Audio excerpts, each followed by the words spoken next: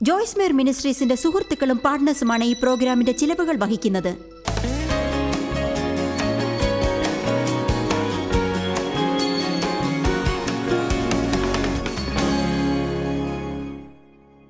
നമ്മിൽ പലരും നാം ചെയ്യേണ്ടതായ ഏതെങ്കിലും ഒരു കാര്യം കണ്ടുപിടിക്കും. ചില വിധത്തിൽ ഒരല്പം അക്രമാസക്തത ഉണ്ടാകാം. വേദപുസ്തകം പറയുന്നു, അക്രമം സ്വർഗരാജ്യത്തെ ബലമായിട്ടെടുക്കുന്നു. ഈ വചനത്തിൽ നമ്മൾ മനസ്സിലാക്കുന്നതിനേക്കാൾ അധികമുണ്ടെന്ന് കരുതുന്നു. ചിലപ്പോൾ എനിക്ക് അക്രമാസക്തത ഉണ്ടാവുമെന്ന് എനിക്കറിയാം. ഞാനിത് ചെയ്യും, ഞാനിത് ഒറ്റയ്ക്ക് ചെയ്യാൻ പോകുന്നു. എന്നാൽ ഇതാണ് സംഭവിക്കാറ്. നിങ്ങൾ മതപരമായി ഇങ്ങനെ ചിന്തിച്ചാൽ, ഞാൻ ത്യാഗം ചെയ്യാൻ പോകുന്നു, എൻ്റെ കുടുംബത്തിന് വേണ്ടി ഞാനിത് ചെയ്യും, എനിക്ക് പ്രശ്നമില്ല, എനിക്കൊന്നും ആവശ്യമില്ല. അതെ, അത് ശരിയാണ്. രക്തസാക്ഷിയാവാതിരിക്കൂ. രക്തസാക്ഷി മറ്റുള്ളവർക്ക് വേണ്ടി നല്ല കാര്യങ്ങൾ ചെയ്ത് അതിനായി മുഷിയുന്നു. അവരെപ്പോഴും ആർക്കെങ്കിലും ഒരു കാര്യം ചെയ്യുന്നു, എന്നിട്ട് അതിനെക്കുറിച്ച് മാത്രം സംസാരിക്കും, തങ്ങളെക്കുറിച്ച് സഹതപിക്കും, ഉപയോഗപ്പെടുത്തി ചീത്തയാണെന്ന് ഖേദിക്കും.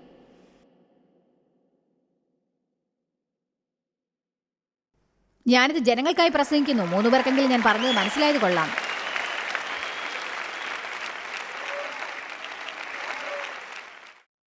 നിങ്ങൾക്ക് സമനില തെറ്റിയാൽ നിങ്ങൾ മുഷിയാൻ തുടങ്ങും. ജനങ്ങൾക്കായി ചെയ്തതോർത്ത് ഖേദിക്കും. നിങ്ങൾ നിങ്ങളെ പരിപാലിക്കണം. നിങ്ങളിൽ ചിലർ നിങ്ങൾക്കായി എന്ത് ചെയ്തു എന്ന് ഞാൻ ചോദിച്ചാൽ, കുറേ കാലമായി നിങ്ങൾക്ക് വേണ്ടി ഒന്നും ചെയ്തിട്ടില്ല. നിങ്ങൾക്ക് വേണ്ടി നിങ്ങൾ എന്ത് ചെയ്യാൻ ആഗ്രഹിക്കുന്നത് ചോദിച്ചാൽ നിങ്ങൾക്ക് എന്താണെന്ന് അറിയില്ല. പ്രത്യേകിച്ച് അമ്മമാരായ യുവതികൾക്കാണ് ഈ പ്രശ്നം ഉണ്ടാവുക. ഞാൻ എപ്പോഴും മകളോട് ഇത് പറയാറുണ്ട്. കാരണം അവൾക്ക് 4 മക്കളുണ്ട്. അവരിൽ 2 പേർ കൗമാരപ്രായക്കാരാണ്. അവർ കുട്ടികളെ ശരിയായി വളർത്തണം എന്നത് വളരെ പ്രധാനമാണ്. അതൊരു മികച്ച ലക്ഷ്യമാണെന്നും എനിക്കറിയാം. പക്ഷേ എനിക്ക് ചിലപ്പോൾ അവളോട് സംസാരിക്കേണ്ടി വരുന്നു. നീ നിനക്ക് വേണ്ടി കുറച്ച് സമയം ഒതുക്കണം. നിങ്ങൾക്ക് വേണ്ടി സമയം ഒതുക്കണം. ഫേഷ്യലിന് പോവണം, തുന്നൽ പണി, അതാണ് ഇഷ്ടമെങ്കിൽ അത് നല്ലതാണ്. ബുക്ക് വായിക്കാം. നിങ്ങൾക്ക് വേണ്ടി എന്തെങ്കിലും ഒന്ന് നിങ്ങൾ ചെയ്യണം. ഞാൻ ഒരിക്കൽ അവളോട് പറഞ്ഞു, നിനക്ക് കുട്ടികളെ ഒരാഴ്ച വീട്ടിൽ വിട്ടിട്ട് എൻ്റെ കൂടെ എവിടേക്കെങ്കിലും ഒന്ന് വന്നുകൂടെ? അവൾ പറഞ്ഞു, അത് പറ്റില്ല. നിങ്ങളങ്ങനെ പറയാറില്ലേ? പറയൂ. നിങ്ങൾക്കറിയാമോ, നിങ്ങൾ ഓരോ ദിവസവും ഓരോ മിനിറ്റും മക്കളുടെ കൂടെ ഇല്ലെന്ന് വെച്ച് അതവരെ വേദനിപ്പിക്കുകയൊന്നുമില്ല. നിങ്ങൾ മക്കളുടെ കൂടെ ഉണ്ടാവേണ്ടതാണ്. ചിലർ മക്കളോടൊത്ത് വേണ്ടത്ര സമയം ചിലവാക്കാറില്ല. പക്ഷേ അവർ വിട്ടുപോകുമ്പോഴും നിങ്ങൾക്കൊരു ജീവിതം ജീവിക്കാനുണ്ടെന്ന് അറിയണം.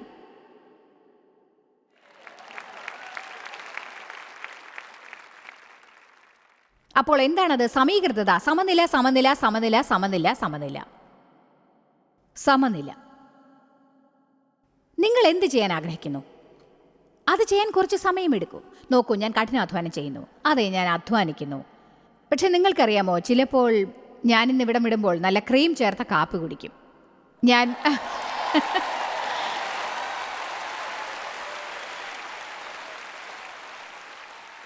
സിയാറ്റിലേക്ക് കുറേ ദൂരം യാത്ര ചെയ്യണം. വീട്ടിലെത്താൻ 4 മണിക്കൂറെങ്കിലും വേണം. 2 മണിക്കൂർ ഒരു ചേഞ്ചും ഉണ്ടാവും. അങ്ങനെ വീട്ടിലെത്താൻ വളരെ വൈകും. പക്ഷേ വീട്ടിലെത്തിയാൽ ഞാൻ കേക്ക് തിന്നും. എന്നിട്ട് നാളെ എനിക്ക് ഒറ്റയ്ക്കിരിക്കണം. അതിന് ഡേവിനോട് ഞാൻ ഗോൾഫ് കളിച്ചോളാൻ പറഞ്ഞെന്നിരിക്കും. ഇതുപോലുള്ള കോൺഫറൻസുകൾക്ക് ശേഷം വീട്ടിൽ വരുമ്പോൾ ഡേവ് ഗോൾഫ് കളിക്കാൻ പോകുന്നത് എന്നെ ദേഷ്യം പിടിപ്പിക്കാറുണ്ട്. ഞാൻ അന്ന് മുഴുവനും സ്വയം സഹതാപത്തിനിരയാവും. ജനങ്ങളുടെ ആഴ്ച അവസാനം പ്രസംഗിച്ച് വീട്ടിൽ പോയി ഞായറാഴ്ച ഞാൻ സ്വയം സഹതപിച്ചുകൊണ്ടിരിക്കും. എൻ്റെ കാര്യമോ, ഞാൻ എന്നെ ഇഷ്ടപ്പെടാൻ ആരംഭിച്ചു. എൻ്റെ കൂടെ സമയം ചിലവാക്കാൻ എനിക്കിഷ്ടമാണ്. നാളെ ഞാൻ എന്താണ് ചെയ്യുന്നോ, എനിക്ക് തോന്നുന്നത് ഞാൻ ചെയ്യും.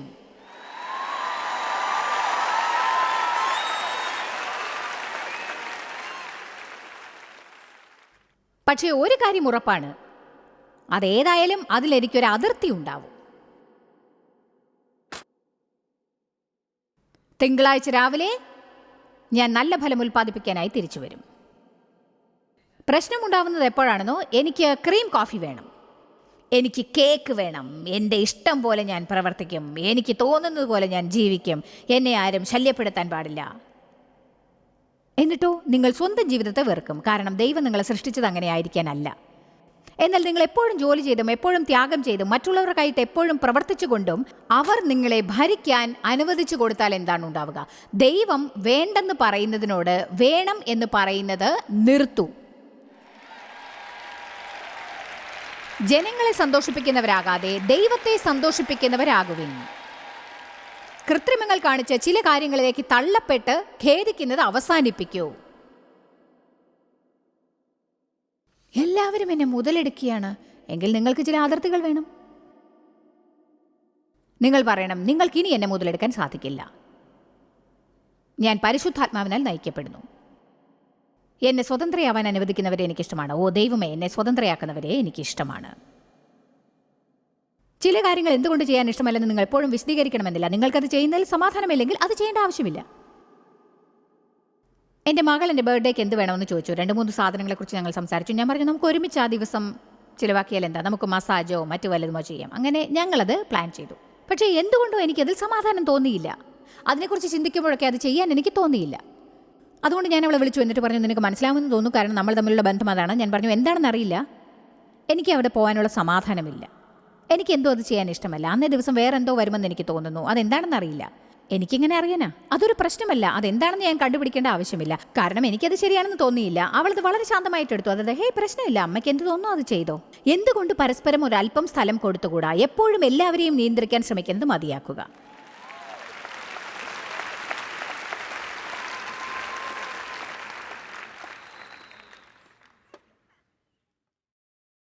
നമുക്ക് സമീകൃതത വേണം. ശബ്ദത്തിൻ്റെ അന്ന് നിങ്ങൾ വിശ്രമിക്കണം, ചിരിക്കണം, ദൈവത്തെ ബഹുമാനിക്കണം, കുടുംബത്തോട് ആസ്വദിക്കണം, സ്വയം വിശേഷവിധിയായിട്ട് എന്തെങ്കിലും ചെയ്യുക. എന്തുകൊണ്ടാണെന്നോ, കാരണം നിങ്ങൾ പ്രധാനപ്പെട്ടവരാണ്. മറ്റുള്ളവരെക്കാൾ നിങ്ങൾ മികച്ചവരാണ്. ലോകത്തിലെ മറ്റെല്ലാവരും നമുക്ക് വേണ്ടി പ്രവർത്തിക്കേണ്ടവരാണ്. നാം ആണ് യോഗ്യർ എന്ന് നാം അഹങ്കരിക്കേണ്ട യാതൊരു ആവശ്യവുമില്ല. പക്ഷേ ഞാൻ നിങ്ങളോട് പറയാൻ പോകുന്നത് ശ്രദ്ധിച്ച് കേൾക്കൂ. നിങ്ങൾ സ്വയം പരിപാലിച്ചില്ലെങ്കിൽ മറ്റുള്ളവരെ പരിപാലിക്കാൻ നിങ്ങൾക്ക് സാധിക്കുകയില്ല.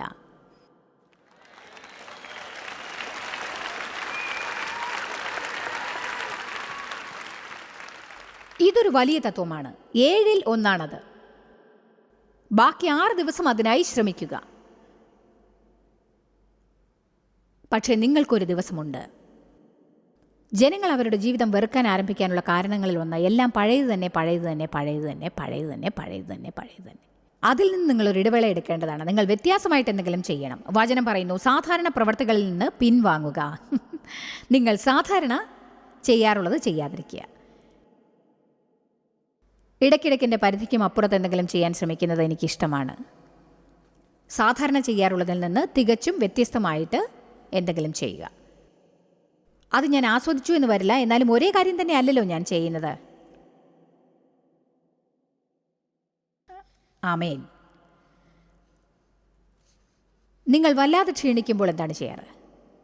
പലരും ഇന്ന് ചെയ്യാറുള്ളത് എന്താണെന്ന് പറയാം. ആദ്യത്തേത് നിങ്ങൾക്ക് മോശമായി തോന്നിയേക്കാം. നിങ്ങളുടെ ചിന്തകൾ തെറ്റായ ദിശയിലേക്ക് എളുപ്പത്തിൽ ചെല്ലും. മറ്റുള്ളവർക്ക് നിങ്ങൾ ചെയ്യുന്നതിനെക്കുറിച്ച് ഖേദിക്കാൻ തുടങ്ങും. സ്വയസഹതാപത്തിലേക്ക് ഇറങ്ങുന്നത് വളരെ എളുപ്പമാണ്. എന്തെങ്കിലും വിഷയത്തിൽ അളവിലധികം പ്രയാസം തോന്നും. നിങ്ങൾ ക്ഷീണിച്ചിരിക്കുമ്പോൾ വായ അടയ്ക്കുന്നത് പ്രയാസമാണ്. നിങ്ങൾക്കറിയാമോ അത് ശരിയാണെന്നറിയാമല്ലോ? നമ്മൾ മുറുമുറുക്കും, പിറുപിറുക്കും, നമ്മളെപ്പോഴും നീരസപ്പെടും. അടിസ്ഥാന തത്വം ഇതാണ്: നമുക്ക് നമ്മുടെ ജീവിതം സന്തോഷിക്കാൻ സാധിക്കുന്നില്ല. ദൈവം ആജ്ഞാപിച്ചു, ലേവ്യ പുസ്തകം 25, 7 വർഷം കൂടുമ്പോൾ നിലത്തിന് വിശ്രമം നൽകും. അവയ്ക്കൊന്നും ഉൽപ്പാദിപ്പിക്കാനാവില്ല. 7 വർഷത്തിലൊരിക്കൽ അവർ നിലത്തിന് വിശ്രമം നൽകി. കാരണം വചനം പറയുന്നു, അത് ചെയ്തില്ലെങ്കിൽ വിളവ് നിന്നു പോകും എന്ന്. ആഴ്ചയിൽ ഒരു ദിവസം ഒന്നും ചെയ്യാതിരിക്കാൻ എനിക്ക് സാധിക്കില്ല. കുറയ്ക്കുന്നത് കൂടുതൽ ഉണ്ടാക്കും എന്നാണ് ഞാൻ പറഞ്ഞത്. അതെ, ദൈവത്തെ ബഹുമാനിക്കാൻ നിങ്ങൾക്കൊരൽപ്പം കുറയ്ക്കാവുന്നതാണ്. ദൈവിക തത്വത്തെ ബഹുമാനിക്കണം എന്നാണ് ഞാൻ പറയുന്നത്. പലർക്കും ശബ്ദത്തിനെക്കുറിച്ച് വിവിധ തരത്തിലുള്ള ആശയങ്ങൾ ഉണ്ടായിരിക്കുമെന്ന് എനിക്കറിയാം. അതിനാൽ എന്നെ തിരുത്താനായി 500 പേർ എഴുത്തയക്കണമെന്നില്ല. പക്ഷേ എനിക്ക് തോന്നിയത് പറഞ്ഞു, അത്രമാത്രം.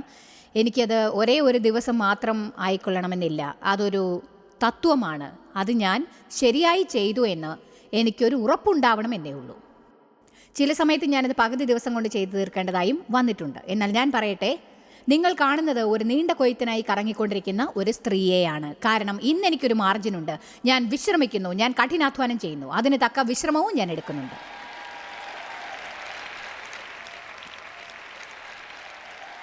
ഞാൻ ഒരു കാര്യം പറയട്ടെ, നിങ്ങൾ ഈ കോൺഫറൻസിൽ മുഴുവനും പങ്കെടുത്തിട്ടുണ്ടെങ്കിൽ തീർച്ചയായും ക്ഷണിച്ചിട്ടുണ്ടാവും. കാരണം നിങ്ങൾ ഇത്രയെങ്കിലും ഗ്രഹിച്ചിട്ടുണ്ടെങ്കിൽ അത് നിങ്ങളെ ക്ഷീണിതരാക്കി എന്ന് നിങ്ങൾക്ക് തോന്നും. ഈ സീറ്റുകളിൽ നിങ്ങൾ കുറേ സമയം ഇരിക്കുമ്പോൾ ഒരു തരം തളർച്ച തോന്നും. എന്നാൽ നിങ്ങൾ കുറച്ചും കൂടി സമയമെടുക്കാൻ ശ്രമിച്ച് ഞാൻ പഠിപ്പിക്കുന്ന കാര്യങ്ങളെല്ലാം ഗ്രഹിച്ച ശേഷം നന്നായി വിശ്രമിച്ചിട്ട് കേട്ട കാര്യങ്ങളുടെ മുഴുവൻ നന്മയും ലഭ്യമാക്കുന്നതാണ് നല്ലത്. എനിക്ക് തോന്നുന്നു പലപ്പോഴും നമ്മുടെ സമുദായത്തിൽ വേണ്ടത്ര ആഴം നമുക്ക് ലഭിക്കുന്നില്ലെന്ന്. എല്ലാവരും എല്ലാറ്റിൻ്റെയും മുകൾ പരപ്പിൽ നീന്തിക്കൊണ്ടിരിക്കുകയാണ്. നമ്മൾ ജീവിതത്തെ വലുതായി നോക്കുന്നു. ഞങ്ങൾ കോൺഫറൻസിന് പോയി, അത് കൊള്ളാമായിരുന്നു. പക്ഷേ ഞാൻ എന്താണ് പഠിപ്പിച്ചതെന്ന് അടുത്ത ആഴ്ച ആരോടെങ്കിലും പറയാനാവുമോ? ഈ പറഞ്ഞതിനെക്കുറിച്ച് നിങ്ങൾ ധ്യാനിക്കാനും ചിന്തിക്കാനും സമയമെടുത്തില്ലെങ്കിൽ അതിന് സാധിക്കില്ല. നമുക്ക് കൂടുതൽ പോസ് വേണം. ഒന്ന് നിർത്തി അതിനെക്കുറിച്ച് ചിന്തിക്കൂ. ജനങ്ങൾ ഇപ്പോൾ കൂടുതൽ ആഴത്തിൽ ചെല്ലുന്നില്ല എന്നെനിക്ക് തോന്നുന്നു. കാരണം എല്ലാവരും വലിയ തിരക്കിലാണ്. വേഗത കാണിച്ചാൽ നിങ്ങൾക്ക് ആഴത്തിലേക്ക് പോകാനാകില്ല എന്നറിയില്ലേ? വചനം പലരുടെയും ജീവിതത്തിൽ പ്രവർത്തിക്കാത്തതിൻ്റെ കാരണങ്ങളിൽ ഒന്ന്, നമുക്കിന്ന് പല അവസരങ്ങൾ ലഭ്യമാണ്. നമ്മുടെ അറിവിനെക്കുറിച്ച് നമുക്ക് ശരിക്കും ഗർവം തോന്നുന്നുണ്ട്, പക്ഷെ അത് നമ്മിൽ വേരൂന്നുന്നില്ല. വേദപുസ്തകം പറയുന്നു, ദൈവവചനം നമ്മുടെ ഹൃദയത്തിലേക്ക് ആഴത്തിൽ വേരൂന്നുമ്പോൾ അതിന് നമ്മുടെ പ്രാണനെ രക്ഷിക്കാനുള്ള ശക്തിയുണ്ട്. അത് രക്ഷയെപ്പറ്റി പറയുന്നില്ല, അത് ആത്മീക പക്വതയെക്കുറിച്ചാണ് പറയുന്നത്. പക്ഷേ വചനം ആഴത്തിൽ വേരൂന്നി നമ്മുടെ ഹൃദയങ്ങളിൽ അത് വളരണം. ഞാൻ വിത്ത് വിതയ്ക്കുന്ന കർഷകനെ പോലെയാണ്. ഞാൻ ഈ വചനം നിങ്ങളിലേക്ക് വിതറിത്തരുന്നു. ഞാൻ കുറേ കാര്യങ്ങൾ പറയുന്നത് കൊണ്ട് ആ പറയുന്നതെല്ലാം ഓർമ്മിക്കാൻ ആർക്കും സാധിച്ചെന്ന് വരില്ല. അതുകൊണ്ട് ഈ സന്ദേശങ്ങൾ റെക്കോർഡ് ചെയ്യുന്നത് വളരെ നല്ലതാണ്. കാരണം ഇവിടെ വന്ന ശേഷം എനിക്കിത് വേണം എന്ന് നിങ്ങൾക്ക് തോന്നും. അതായിരിക്കും നിങ്ങളുടെ ചിന്ത. ഞാൻ ഒരു കാര്യം പറയട്ടെ, ഞാൻ പറഞ്ഞതിൻ്റെ 10% നിങ്ങൾക്ക് മനസ്സിലായിട്ടുണ്ടാവും. കാരണം നിങ്ങളുടെ മനസ്സ് ഈ സ്ഥലം വിട്ടു പോകുമ്പോൾ ഞാൻ പറഞ്ഞതൊന്നും ഓർത്തില്ലെന്ന് വരാം. നിങ്ങൾ ശ്രദ്ധിക്കുന്നതിൽ മിടുക്കരായിരിക്കില്ല. നിങ്ങൾ ഇവിടെ നിന്ന് പുറത്ത് കിടന്ന് ആഹാരം കഴിക്കും, വീട് വൃത്തിയാക്കും. ഞാൻ പറഞ്ഞത് ചെയ്തില്ലെങ്കിൽ എങ്ങനെയാണ്? വീട്ടിലുള്ളവരെ അനുസരിപ്പിക്കേണ്ടത് എങ്ങനെയാണ് എന്നതിനെക്കുറിച്ച് ചിന്തിച്ചു കൊണ്ടിരിക്കും.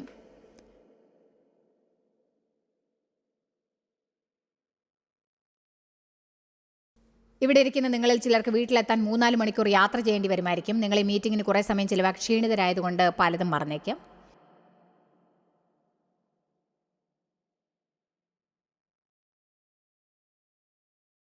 നമ്മൾ ജീവിതത്തിൽ ചില സമീകൃതതകൾ ഉണ്ടാക്കണം. നമ്മൾ വേരൂന്നി ആഴത്തിൽ വളരണം. വേദപുസ്തകം പറയുന്നു, ദൈവസ്നേഹത്തിൽ വേരൂന്നി വളരണമെന്ന്. ദൈവവചനത്തിൽ വേരൂന്നണം. യേശുവിൽ ആഴത്തിൽ വേരൂന്നണം. വേരൂന്നുക. നാം വേരൂന്നേണ്ടതാണ്. അങ്ങനെ ചെയ്തില്ലെങ്കിൽ നമുക്കൊന്നും അറിയില്ല. നമുക്ക് നീതിയും സമാധാനവും സന്തോഷവും ബന്ധങ്ങളുമില്ലെങ്കിൽ സ്വർഗരാജ്യത്തെക്കുറിച്ച് നമുക്കൊന്നും അറിയില്ല. നിങ്ങൾ ആഴ്ചയിൽ എത്ര പ്രാവശ്യം പള്ളിയിൽ പോയാലും, ബൈബിളിൽ എത്ര വചനങ്ങൾക്കടിയിൽ വരച്ചു വെച്ചാലും, എത്ര മനുഷ്യരുടെ ആത്മീകമായ പുസ്തകങ്ങളും മറ്റും ലൈബ്രറിയിൽ സൂക്ഷിച്ചാലും വേരൊന്നുമില്ലെങ്കിൽ പ്രയോജനമില്ല. നാം അവയെല്ലാം അറിഞ്ഞിരിക്കേണ്ടതാണ്. അവയെല്ലാം പ്രവർത്തിച്ചില്ലെങ്കിലും സാരമില്ല.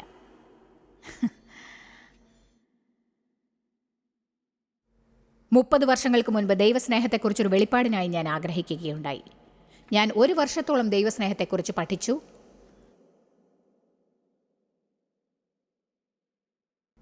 അത് 10-12 വർഷം മുൻപായിരുന്നു. കാരണം എനിക്ക് കാര്യമായി എന്തോ പ്രശ്നമുണ്ടെന്ന് മനസ്സിലായി. എനിക്ക് സ്നേഹത്തിലുള്ള നടത്തമില്ലായിരുന്നു. എനിക്ക് വലിയ മിനിസ്ട്രി ഉണ്ടായിരുന്നു, എന്നാൽ ചില പരിഗണനകൾ ഞാൻ നേരെയാക്കേണ്ടി വന്നിരുന്നു. യേശു പറഞ്ഞു, ഞാൻ നിങ്ങൾക്കൊരു പുതിയ നിയമം നൽകുന്നു, നിങ്ങൾ പരസ്പരം സ്നേഹിപ്പിൻ. എൻ്റെ സ്നേഹത്തിൻ്റെ നടത്തത്തിൽ ഞാൻ പരിശുദ്ധാത്മാവിനോടൊത്ത് തീവ്രമായി പ്രവർത്തിച്ചു തുടങ്ങി. മറ്റേതൊരു കാര്യത്തെക്കാളും ഞാനത് എനിക്ക് വേണ്ടി തന്നെയാണ് ഒരുപക്ഷെ പഠിച്ചത്. കാരണം മറ്റുള്ളവരോട് നന്നായി പെരുമാറണം എന്ന് നിങ്ങളുടെ ജഡം ആഗ്രഹിക്കുന്നില്ലെങ്കിൽ സ്നേഹത്തിന് നടക്കാൻ നിങ്ങൾക്ക് സാധിക്കുകയില്ല. നിങ്ങളുടെ ജഡത്തിന് ഒന്നും ത്യാഗം ചെയ്യാൻ ആഗ്രഹമില്ല. പണം ആർക്കും കൊടുക്കാൻ വയ്യ, സാധനങ്ങൾ ആർക്കും കൊടുക്കാൻ ഇഷ്ടമല്ല. അതിനാൽ സ്നേഹത്തിൽ നടക്കണമെന്നുണ്ടെങ്കിൽ അത് നിങ്ങൾ കരുതി കൂട്ടി ചെയ്യണം. അത് ചെയ്യാവുന്ന ഒരേ ഒരു വഴി, ആ കാര്യം നിങ്ങൾ മുന്നിൽ തന്നെ വെക്കണം. അത് മുന്നിൽ വെക്കണം. എന്നിട്ട് ജീവിതത്തിൽ നിങ്ങൾക്കൊരു മാർജിൻ ടൈം ഉണ്ടായിരിക്കണം. മാർജിൻ ടൈം എന്ന് വെച്ചാൽ ഒന്നും ചെയ്യാതിരിക്കുന്ന സമയം എന്നർത്ഥം. എനിക്ക് ദിവസവും രാവിലെ മാർജിൻ സമയമുണ്ട്. ഞാൻ ദിവസവും മാർജിൻ കൊണ്ടാണ് തുടങ്ങുന്നത്. ദൈവവുമായി സമയം ചിലവാക്കുന്നത് എനിക്ക് ശീലമായി. അങ്ങനെ സമയം നീക്കിയില്ലെങ്കിൽ എനിക്ക് എന്ത് സംഭവിക്കുമെന്നറിയില്ല. കാരണം മാർജിൻ ടൈമിലാണ് ദൈവത്തിൽ നിന്ന് കേൾക്കുന്നത്. മാർജിൻ ടൈമിലാണ് നമ്മൾ നമ്മെക്കുറിച്ച് അറിയുന്നത്. മാർജിൻ ടൈമിലാണ് നമ്മൾ തലേ ദിവസം ചെയ്ത എന്തെങ്കിലും ശരിയായ ഫലം ഉൽപ്പാദിപ്പിച്ചിട്ടില്ലെന്ന് നമുക്ക് മനസ്സിലാക്കുക. കഴിഞ്ഞ ആഴ്ച ഒരു ദിവസം ഞാൻ എഴുന്നേറ്റപ്പോൾ അതൊരു മുഷിപ്പൻ ദിവസമായി എനിക്ക് തോന്നി. സത്യത്തിൽ ഞാൻ അന്ന് രാവിലെ എഴുന്നേറ്റത് നല്ല മൂഡിലായിരുന്നു. പക്ഷേ എന്തുകൊണ്ടാണാവോ എൻ്റെ മാർജിൻ ടൈമിൽ എനിക്ക് തോന്നി, ദൈവമേ എന്താണ് എൻ്റെ തെറ്റ്? ഞാൻ ചെയ്ത തെറ്റെന്താണ്? നമ്മൾ ദൈവത്തോട് ചോദിച്ചു തുടങ്ങണം, എന്താണ് എൻ്റെ തെറ്റ്? നമ്മൾ മറ്റുള്ളവരെ കുറ്റപ്പെടുന്നത് അവസാനിപ്പിക്കുക.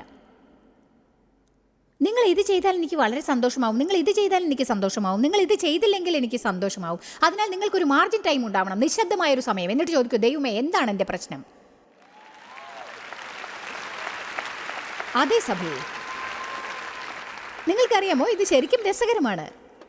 ഞാൻ ഒരു കാര്യം അപ്പോൾ കണ്ടുപിടിച്ചു. ഒരു ദിവസം മുൻപ് ഞാൻ ചെയ്തത്, എൻ്റെ അതിർവരമ്പിൽ ഒന്നിനെ ഞാൻ ബഹുമാനിച്ചിട്ടില്ല. എൻ്റെ ജീവിതത്തിൽ സാധാരണയായി ഉള്ളതാണത്.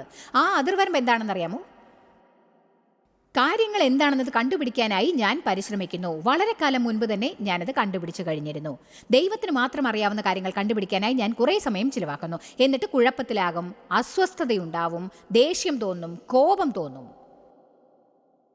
ഇനി അതിനെക്കുറിച്ച് നിങ്ങളോട് പറയണമെങ്കിൽ പഴയതെല്ലാം പറഞ്ഞു തീർക്കാൻ കുറേ നേരം വേണ്ടി വരും. പക്ഷേ ഞാൻ കാരണങ്ങൾ ആരായുന്നതിൽ മിടുക്കിയായിരുന്നു. എല്ലാറ്റിനും എനിക്കൊരു ഉത്തരമുണ്ടായിരിക്കണം. എന്നാൽ സത്യം ഇതാണ്, വിശ്വാസത്തിന് ഉത്തരം കിട്ടാത്ത ചോദ്യങ്ങൾ പലതും ഉണ്ടാവും. ദൈവത്തെ നിങ്ങൾ വിശ്വസിച്ചാൽ ഇത്തരം കാര്യങ്ങൾ നിങ്ങൾക്ക് പറയേണ്ടതായി വന്നേക്കാം. ദൈവമേ നടക്കുന്നൊന്നും എനിക്ക് മനസ്സിലാവുന്നില്ല, പക്ഷെ ഞാൻ അങ്ങേ വിശ്വസിക്കുന്നു.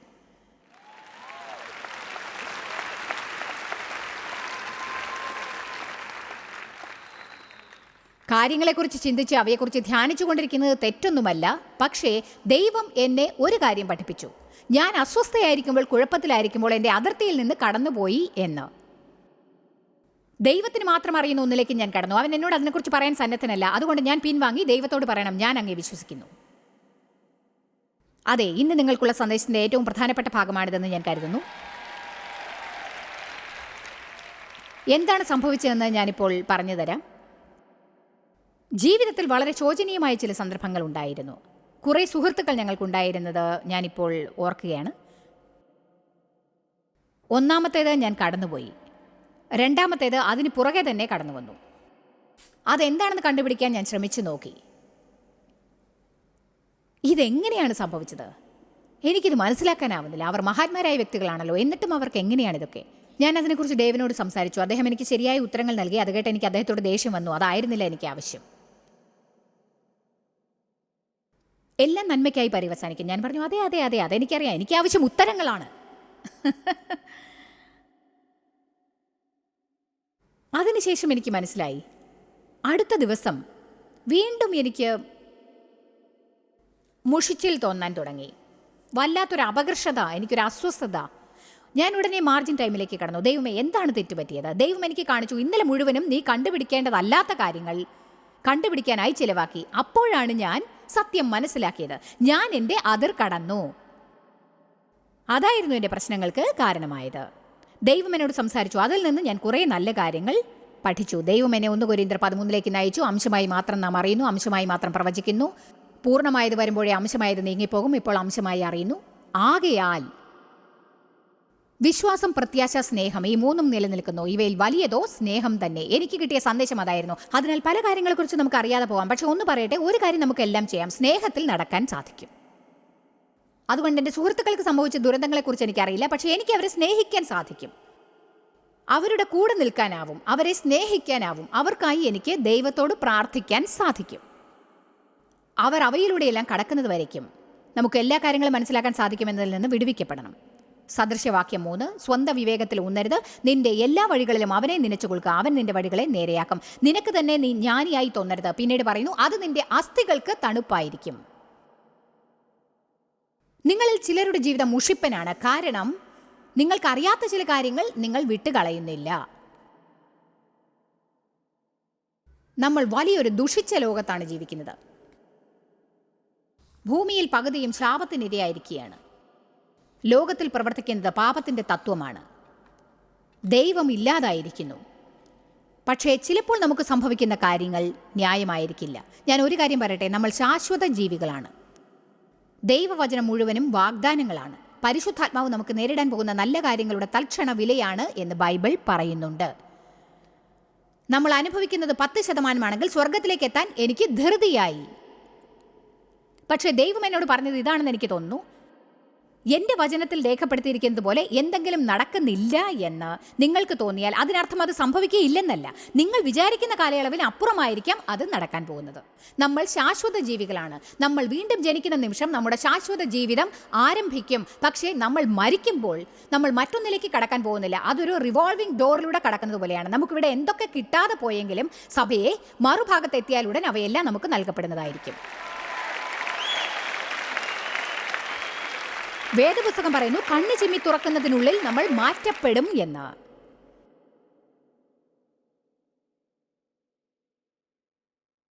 അതിനാൽ നാം ഇവിടെ ജീവിക്കുമ്പോൾ ഏറ്റവും നല്ലത് ചെയ്യുകയാണ് വേണ്ടത്. മറ്റുള്ളവരുമായി നമ്മെ താരതമ്യപ്പെടുത്തേണ്ട ആവശ്യമില്ല. ഞാൻ ഏത് മഹത്വത്തിലാണെങ്കിലും, നിങ്ങൾ ഏത് മഹത്വത്തിലാണെങ്കിലും, മറ്റൊരാൾ ഏത് മഹത്വത്തിലാണെങ്കിലും, യേശു തിരിച്ചു വരുമ്പോൾ അവൻ അവരെ കടന്നു വന്ന് നമ്മെ ഓരോരുത്തരെയും പിടിച്ചെടുക്കും. എന്നിട്ട് നമ്മൾ ചെയ്യേണ്ട പ്രവർത്തനങ്ങൾ മുഴുവനും ചെയ്യും. നാം എല്ലാവരും മാറുകയും ചെയ്യും. നാം എല്ലാവരും തികഞ്ഞവരായി മാറും. ഈ ജീവിതം ഒരു ജീവിതമാണെന്നും ആ ജീവിതം മറ്റൊന്നാണെന്നും കാണുന്നത് നാം അവസാനിപ്പിക്കണം എന്ന് തോന്നുന്നു. അത് ഒരിക്കലും മാറാത്തതാണ്. നിങ്ങളുടെ ജീവിതത്തിന് ഒരു അതിരുണ്ടാക്കണം. കാരണം നിങ്ങൾക്കൊരു അതിരില്ലെങ്കിൽ തീർച്ചയായും നിങ്ങൾക്ക് ഏറ്റവും കൂടുതൽ കുഴപ്പങ്ങൾ ഉണ്ടായിക്കൊണ്ടിരിക്കും. നിങ്ങൾക്കൊരു മോശമായ ദിവസമുണ്ടായാൽ ഒരതിരുണ്ടാക്കി ദൈവത്തോട് ചോദിക്കൂ, എന്താണ് ഇവിടെ തെറ്റ്? സ്വയം സത്യസന്ധരാവുക. മറ്റാരുടെ മേലും പഴി ചുമത്താതിരിക്കുക. ചിലപ്പോൾ നിങ്ങൾക്ക് അസ്വസ്ഥത ഉണ്ടാവാൻ കാരണം അതിനു മുൻപുള്ള ദിവസം കഴിച്ച ഫാസ്റ്റ് ഫുഡ് ആണെന്ന് തോന്നും. അല്ലെങ്കിൽ വളരെ ലളിതമായ മറ്റെന്തെങ്കിലും ആയിരിക്കും. രാത്രി നിങ്ങൾക്ക് ഉറങ്ങാൻ കഴിഞ്ഞില്ല. ദൈവമേ, ഇന്ന് എനിക്ക് എന്താണ് ഇത്ര ദേഷ്യം? എന്തുകൊണ്ടാണ് ഇങ്ങനെ തോന്നുന്നതെന്ന് മനസ്സിലാവുന്നില്ല. ഹലോ, നിങ്ങൾ 3 മണിക്കൂറല്ലേ ഉറങ്ങിയിട്ടുള്ളൂ? ഹലോ, കാൽഭാഗം ഐസ്ക്രീമും പകുതി കേക്ക് തിന്നില്ലേ? ഹലോ,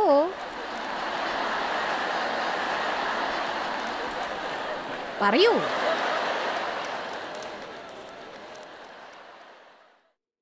ഹലോ, ഇന്നലെ നിങ്ങൾ സുഹൃത്തിനോടൊത്ത് ലഞ്ച് കഴിക്കാൻ പോയി. 1.5 മണിക്കൂർ ഭക്ഷണം കഴിക്കാതെ അപവാദവും പറഞ്ഞു കുത്തിയിരുന്നു. അതെ, അത് അടുത്ത ദിവസം നിങ്ങൾക്ക് മുഷിപ്പുണ്ടാക്കും. അത് നിങ്ങളുടെ ആത്മാവിൽ ഭാരമുണ്ടാക്കുന്നതാണ്.